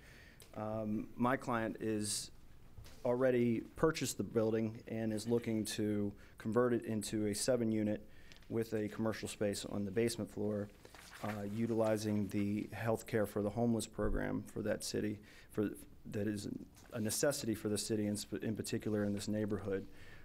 We are also currently in conversations with the adjoining Alexander Hamilton Elementary School and the real estate agent for the school department to set up meetings on this coming Monday to discuss providing the 1-to-1 parking ratio for 4 above the current allowable 4 units that would already be granted or grandfathered into the building based upon previous usage. We've contacted the principal. That meeting is set. We're looking to potentially get parking spaces in a lot adjacent to the building that could be indicated as such for each particular unit. We don't plan on going up on this building. We plan on improving, retaining as much of the character of the building as we can. The storefront we have to get into because it's a vast amount of frontage that is going to be required to be improved, but we plan on taking cues from the existing building and the existing neighborhood to incorporate a design that would be aesthetically pleasing and functional for long-term for the revitalization of this corner lot. I think I've pretty much covered most of the aspects of this project. So the commercial space, according to the plans here, you're estimating 750 square feet? That is correct. Okay. And is that, we have it for office use? That is correct. So you're not anticipating a typical commercial use? No, sir. Okay, no Not store? retail, no. Okay. And you need a fairly large variance from the lot requirement's 5250, and you've had 2871. That's more of a statement than a question. That's correct. And I thought I heard you say you do have 4 off-street parking spaces? Well, excuse me, when I say that, there is adequate street parking that along the edge.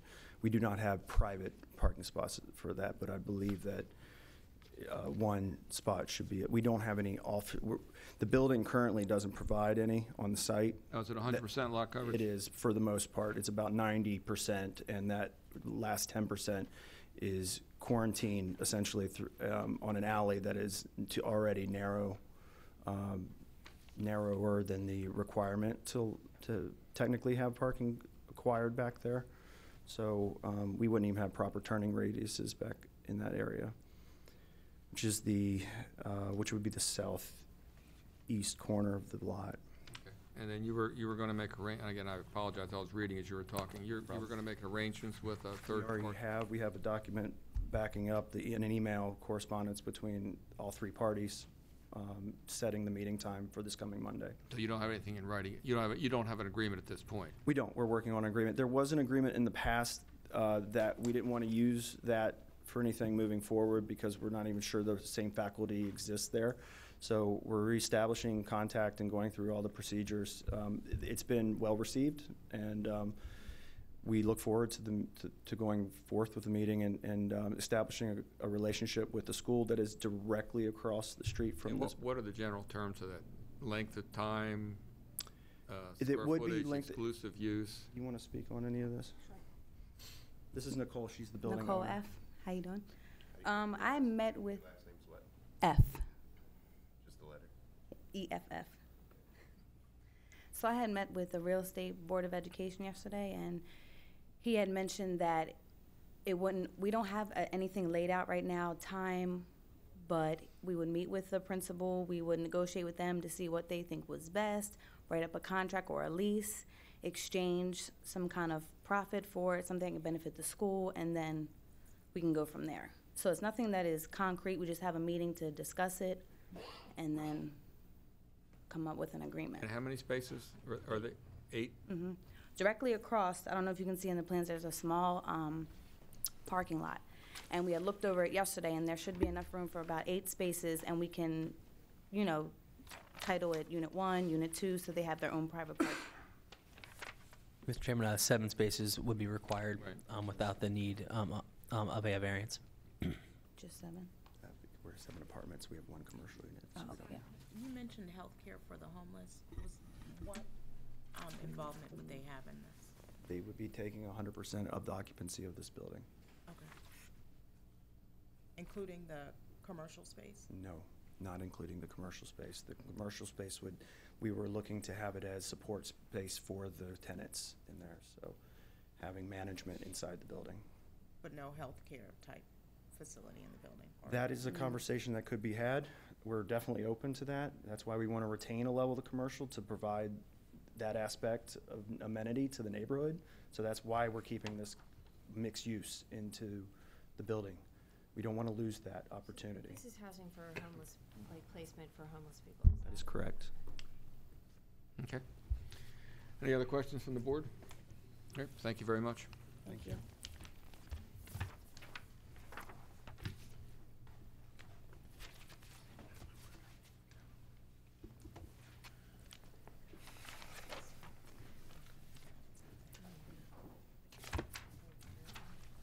All right, next case, 2019-46, 6706 Everall Avenue.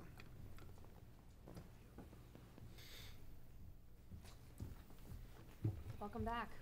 Thank you. Raise your right hand, please. Do you swear or affirm the testimony that you're about to give in this hearing will be the truth, the whole truth, and nothing but the truth? I do. Would you state your name, please? Donna Beavis. And Ms. Davis, we have this to erect 7-foot-high fence. Did you say Ellen or Donna? Donna. Okay, I just wanted to. Okay. We have this to erect 7-foot-high fence around property, is that correct? Yes, sir. And do we have staff reports?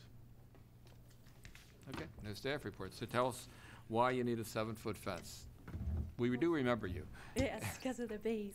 Well, part of it is for the bees, but it's also for the goats, which Mr. Baumgartner may know about this already, but the city gave the lot next to me for that. So I'll be back to get the fence for that part too. So tell us about the goats. They're the pygmy goats that the city approves, and they'll be used pretty much for making butter. And I might venture into the cloth ones. I'm not sure yet. It depends on the property size. Okay. And why did you pick 6 foot? Why is a 5-foot fence? Oh, we picked 7 because everything I've read, even if they're squirrely, they can climb a 6-foot fence pretty easily. Wow. So 7 is kind of, I really would prefer 6 because 7's ugly, but we're leaving it open. If I do 6 to try, and if the little boogers get out, then we'll go with 7. Okay, describe the fence to me. Is it going to be a solid fence? Is it going to be chain link? Is it going to be? No, it's probably going to be chain link because they can climb. It's easier to climb if you put wood in it. And I don't know how they do it, but they're very, very masterful at it. Chain link is, especially if you put the little slats in it, is not so easy. I would just kind of want to try an easier one so kids can see it, because there's a daycare across the way, there's a school down the way, and I want them to be able to see the goats and come pet them if they want to, things like that. Okay. And as I understand it, you do not yet have the UNO for your activity? The No, it's.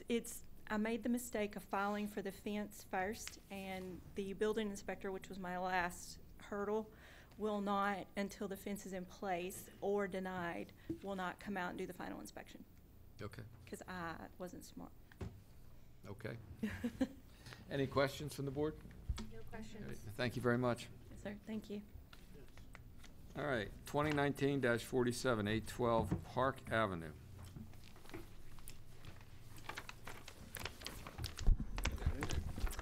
Eric Bimonte. Hold on one second. Sorry. Raise your right hand, please. Do you swear or affirm the testimony that you're about to give in this hearing will be the truth, the whole truth, and nothing but the truth? I do. All right, would you state your name, please? Eric Bimonte, B-A-I-A-M-O-N-T-E. And Mr. Biamonte, we have this to use as three-story front building, to use three-story front building as 5 dwelling units and construct 2-story rear carriage house with 2 parking spaces and 1 dwelling unit. Is that correct? Correct. Do we have staff reports? Just note a letter of support in the file from the Mount Vernon Belvedere Association. And for planning, we note that this property is in the Mount Vernon Historic District, which is locally designated. I understand that the height of the building was approved by CHAP, the Commission for Historic and Architectural Preservation, and we recommend approval of the application be subject to the condition that all exterior changes, including additions, demolitions, and alterations, are completed in accordance with an authorization to proceed issued by CHAP. Okay. And Mr. Biamonte, if we were to approve, are those conditions acceptable to you? Yes, sir. Okay. Tell us about your project. So this is, it was an existing 3-story building that our client had purchased. It was business use previously. They actually just settled about 2 weeks ago. So they're looking to convert it into 5 dwelling units in the existing building. Basically 1 per floor, and then 1 floor has 2 units, and another unit is actually a 2-story unit. So these are all 2 to 3 bedroom units.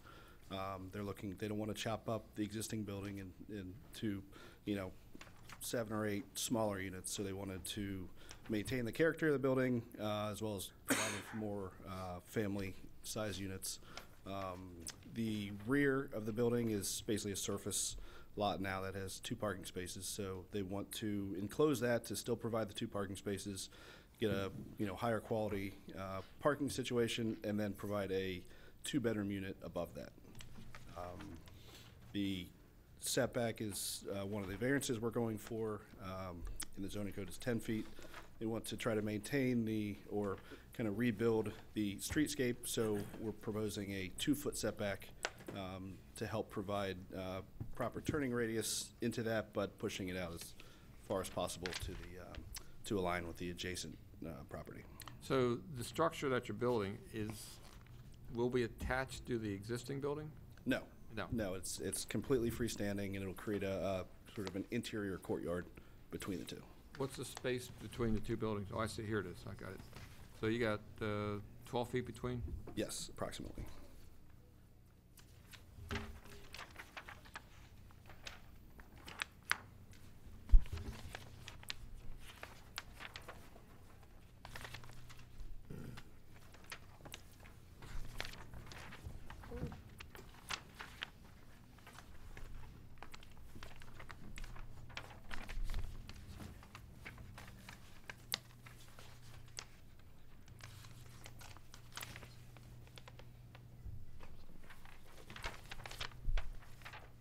So this is the carriage house?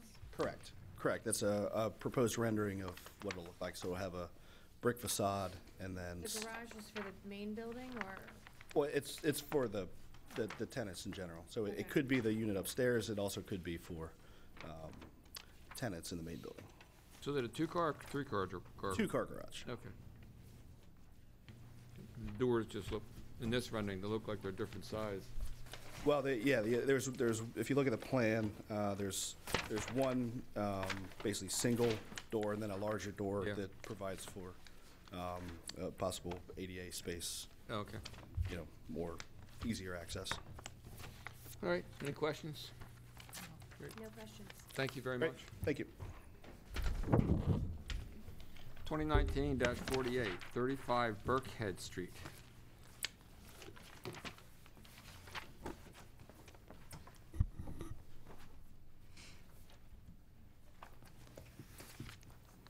Well, Afternoon. how you doing? Good. Let's get you sworn in. Raise your right hand. Do you swear or affirm the testimony that you're about to give in this hearing will be the truth, the whole truth, and nothing but the truth? I do. And state your name for the record, please. Ian Wall. Mr. Wall, we have this to construct second floor rear addition and new third floor with rooftop decks, correct? Correct. All right. Any staff reports? None from staff? All right. No staff reports. Let's tell us a little bit about your project. Yeah, we're looking to just blow the first and second floor out minimally. The existing structure is only 38 feet deep, so it's very hard to build with a house that's shallow and build a third story. There's already, I think 5 of the 10 houses on that block already have 3 stories, and my engineer has already talked with, I think his name is Anthony, with the planning department to just kind of make sure that this is something that would be acceptable, and he has agreed. And I'm going to install a mansard roof on the front and retain the cornice just to kind of retain that historic look. Okay. Any questions? No. Thank you very much. Okay, thank you. 2019-52, west side Gus Ryan Street, 250 feet north of 530 Gus Ryan Street.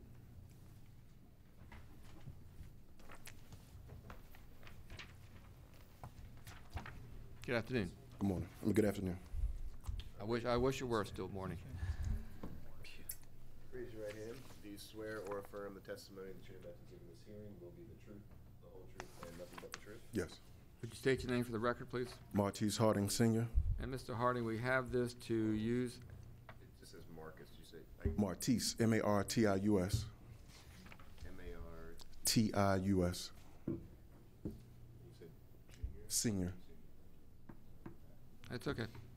We have this to use as used car sales, auto repair, and tag and title service. Is that correct? Yes.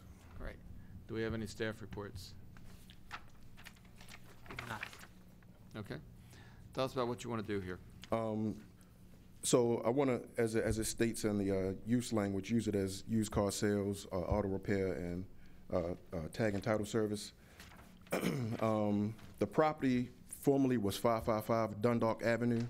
The entire lot from Dundalk and Gus Ryan on back, which would be lots 141 and 142. 142 would now be 530 Gus Ryan Street.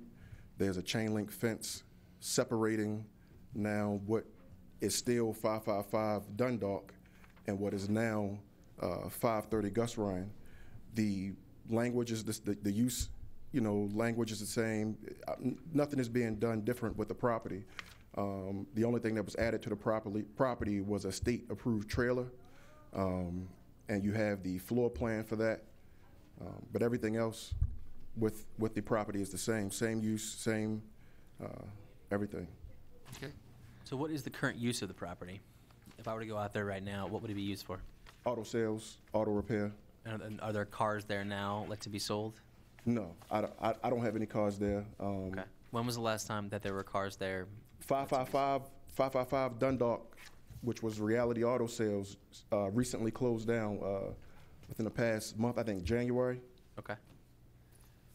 So they had cars like on the lot? Yes. So as of January 2019? Yes. So from the, I can show you a picture if you like a picture. That'd be great.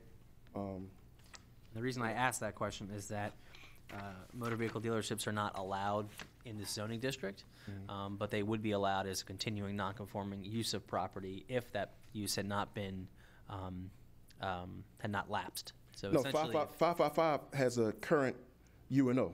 Okay, Has for what? Used car sales, Okay. everything. It's just that their license, they don't have their MVA license anymore, but it still has a current UNO. It's owned by 555 Dundalk LLC. Okay. And that's the current UNO for 555 Dundalk Avenue. It was simply split with a chain link fence, if you want to see in the pictures. Can I?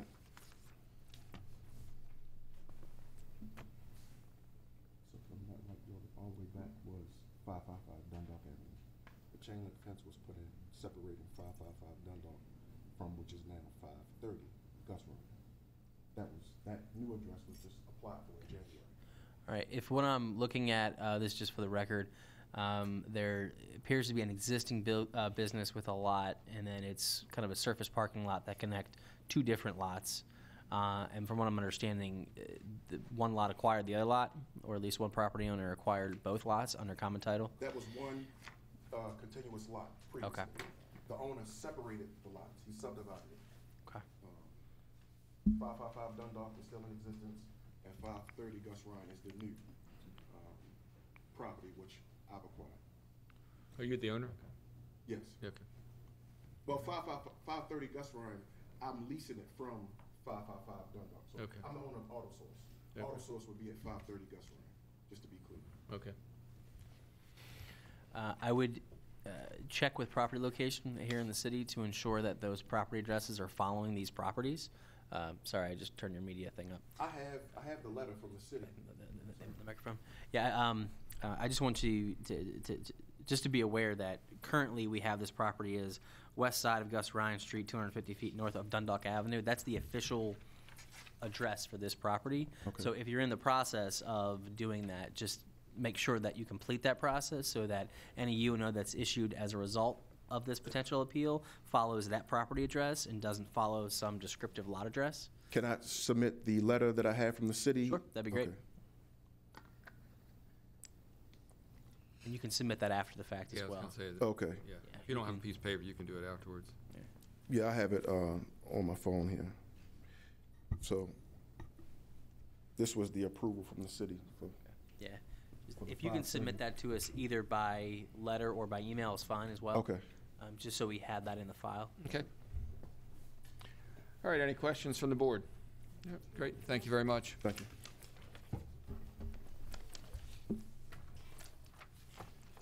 2019-56, 4116 Groveland Avenue.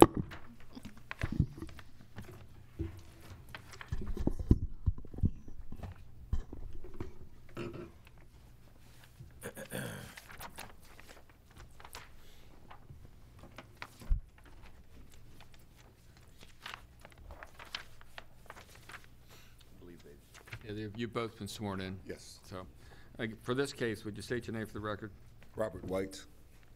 And Mr. White, we have this to construct one-story rear addition to church, is that correct? Yes, sir. And staff reports. Just note a letter of support in the file from Councilwoman Sharon Reed Middleton. Mr. Chair, while we don't have anything written in the file, I did meet with the applicants to discuss their project in a pre-development meeting. The proposed parking layout is reasonable. The only thing we noted was for the currently undeveloped property, any parking that would need to be built there would need to be accessory to some structure, as principal use parking is not permitted in that district. Okay. Okay. Why don't you tell us what you want to do and address the comment from the planning department, please? Okay. Yes, my name is Doug Kennedy with KCW Engineering, and Robert White is representing the church and is the applicant. Okay. As far as the planning department's comment, previously the 4201 Groveland Avenue project was approved on your consent agenda. And we laid out a building that's going to be used for storage of a bus that they have on site, and it's going to have other uses for outreach ministries for the church, and as well as 14 parking spaces. And that, there again, was on your consent agenda. It was approved previously. The proposal here for this project, 4116, is in addition to the existing church. The church has been in existence since 1975. It has approximately 250 seats, and this addition is mainly for education purposes and administration. There will be no new seats added to the church. We have a list of 6 different variances that are being requested, 3 of which are existing conditions that are not affected or not created by the proposed work. But since we were coming to the board, we wanted to clean up the property and make sure that everything is in order. The first one is a variance for a side yard, interior side yard of 6 feet in lieu of 10 feet, and that is to the existing church that's been in place since 1975. Another variance is a variance to allow a minimum lot area of 15,000 square feet in lieu of 20,000 square feet. The property is 15,000, and the church has been in existence since 1975. So there's nothing that we are doing now that alters that. Another item has to do with impervious surface. The existing impervious surface is 77%, and this proposed addition would not increase that 77%. It's an existing condition. What we are doing is proposing a addition at the rear of the existing church building, and that's going to create a need for a rear yard setback of 6 feet. And what we're asking for is relief from that. Also, we will have a variance to allow lot coverage of 39% in lieu of the allowed 25%. What the third item, or the third item that's being created by the addition, is the fact that we are going to be displacing some parking spaces. We have 13 on-site parking spaces, and the result's going to be 9 when we're finished, because we are limited to the lot that we own.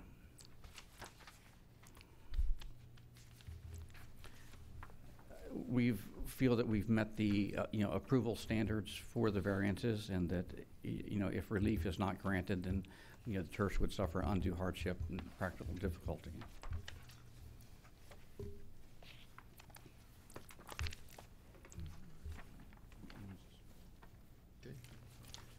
Any questions from the board?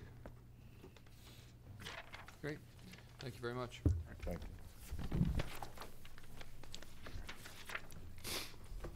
2019-57, 1921 Fleet Street.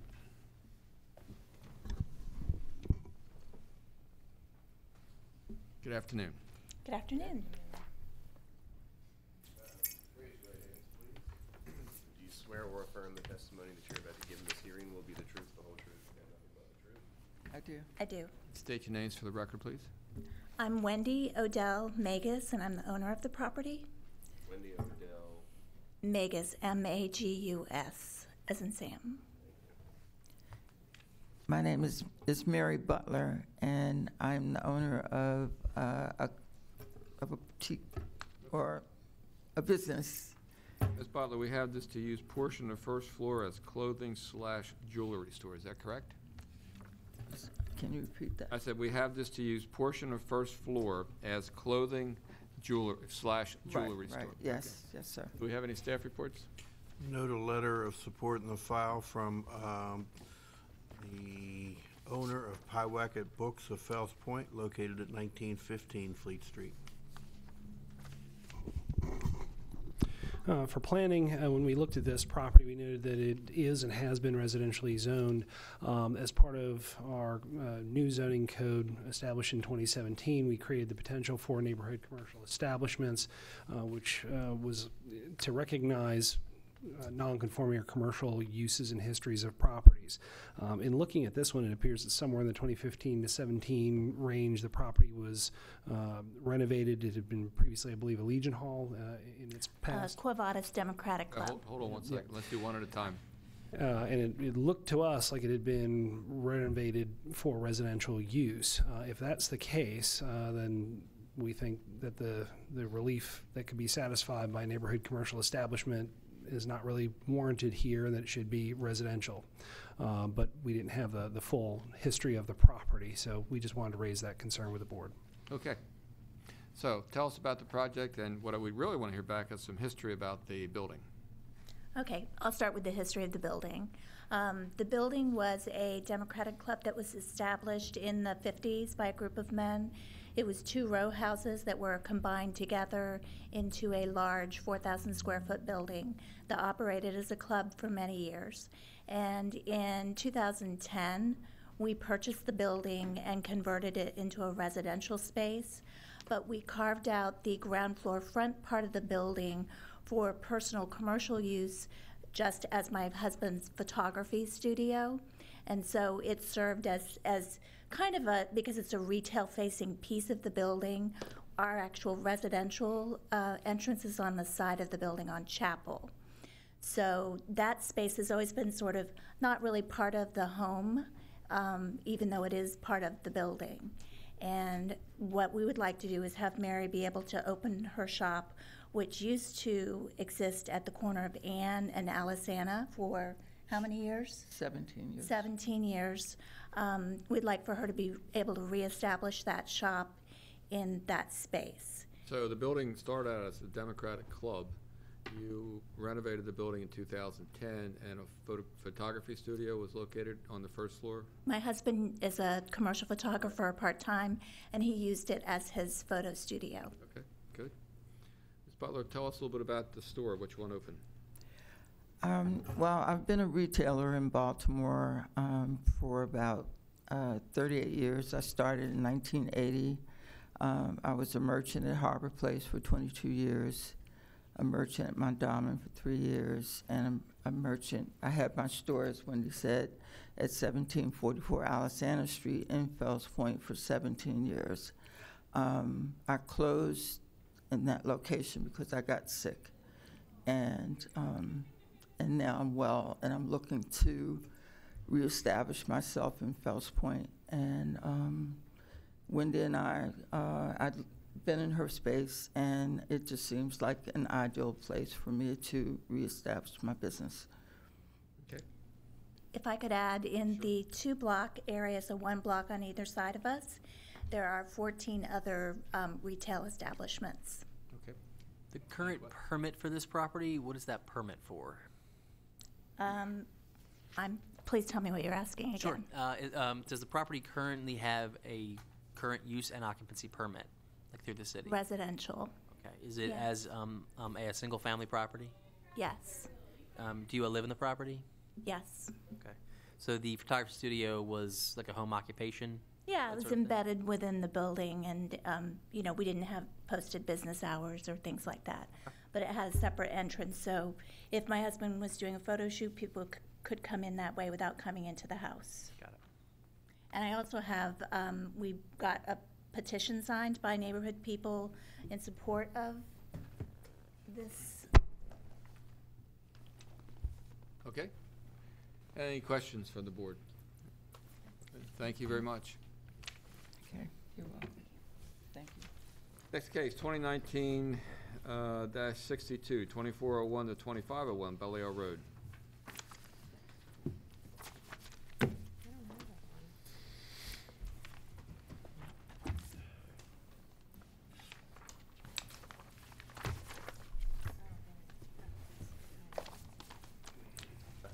Raise your right hands.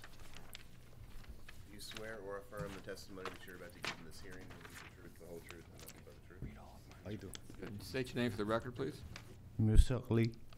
And Mr. Lee, we have this to install 411 square foot front wall sign. Is that correct? Yes, yes. Okay, great. Any comments? Any staff reports? Sorry. Yes. It's a long day. In looking at this property, it's one building within a shopping center setting. I believe it's C3 zone currently. In our recent overhaul of Title 17, which is the signage portion of our zoning code, it was a complete shift in how signage is reviewed and calculated and applied, which is in response to a Supreme Court case. And the significant difference is that we can't look at reading the sign in order to classify it. So we have to now classify them by size and placement and things of that nature. One of the things that we did not notice at the time was for shopping center type settings in a C3 district. Typically they're in C4 zones. The concept of having 25 square feet as a limiter of a sign per building or per segment within it was more intended to recognize inline retailers, not the anchors at the end. So we're working on a potential fix to that, which of course isn't here today to help this applicant. But all of that to say, the way it would be literally applied now was not our intention for larger anchor units within shopping centers in C3 districts, and so we would support the appeal. Okay. I guess tell us about your sign. I'm looking at it, I'm not sure what you can tell us about it, but tell us about your sign. About the sign or about the store itself? Well, let's talk about the store itself for a second, then we can The talk about the company sign. is created actually, I'm sorry, Sheet, last name is Sheet, S-H-E-I-K. First name is Ibrahim, I-B-R-A-H-I-M. The company was created back in the 50s in Baltimore over here with one store, one small store, and then the gentleman that owned the store, which his children and grandchildren owns the company right now, Shoppers World. He traveled from New York, Brooklyn to be exact, to Baltimore once every week to go back home for the weekend and then come back to the store. When the children got older and he got older, he started opening up in New York. 10 years ago, they hired me to work for them to expand, and we expanded from 11 stores to right now, this one is number 42.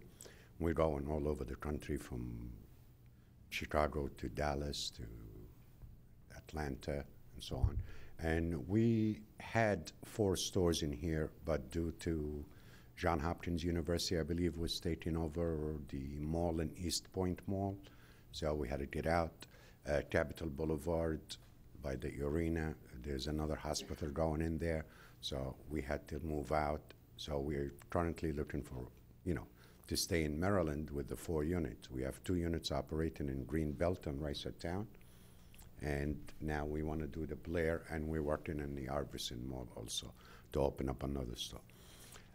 Our store is a discount store and it's like the old-fashioned neighborhood discount store that you went inside and you bought a blender and you bought a pair of socks and a pair of pajamas for the child. So we had apparel from newborn all the way to high age, and also home goods and houseware. Okay. If I may add, right next door to us, actually, the building is shared by Foreman Mills, which is another department store like us, and us. Our facade area is about maybe 1.5 times his. His sign is so big on there, so he must have, applied a variance or something. If I get the sign that's allowed, it's not going to look good visually for customers and for the neighborhood. So, and we also, every retailer likes the biggest sign he can get. The sign itself, does the background have a different color from the rest of the building? It's a white. No, it's the same color. We leave in the same color. We use like an off-white color, just like these walls. And then these are LED neon signs manufactured by his company. And it's LED lighting, and it's like, you want to talk about the sign itself? It's sign is made parts of the aluminum and plexiglass, pretty much. Okay. Is there a difference in either the paint or the texture or any other kind of aspect of the wall behind the sign versus where like the entrance would be? And the reason I ask is the new sign title for calculation of sign area, if there's any difference in the coloration of behind this, behind the letters, that would be included in the calculation of the sign. So I'm just trying to get. No, there is no different coloration. It's the same it's color. a white thing behind the Yeah, letters. it's the same color facade, the same color building. We leave it the same. One at a time. Okay, thank you. Okay. Any other questions from the board? Great, thank you very much. Thank you. And that should conclude our docket, and we are off the record.